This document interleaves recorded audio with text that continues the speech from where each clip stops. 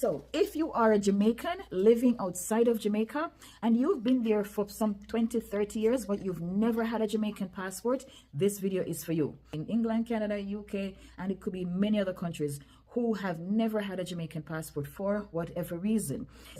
As a Jamaican citizen, no matter where you are in the world, you may apply for a passport. The purpose of this video is to get you to come forward and get your documents.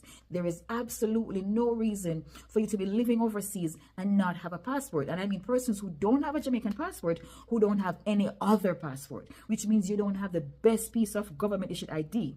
And because of that, you possibly can't get any other IDs.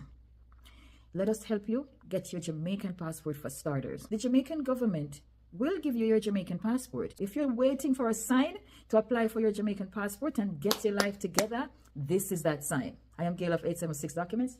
I wish I had a sign. Thanks for watching.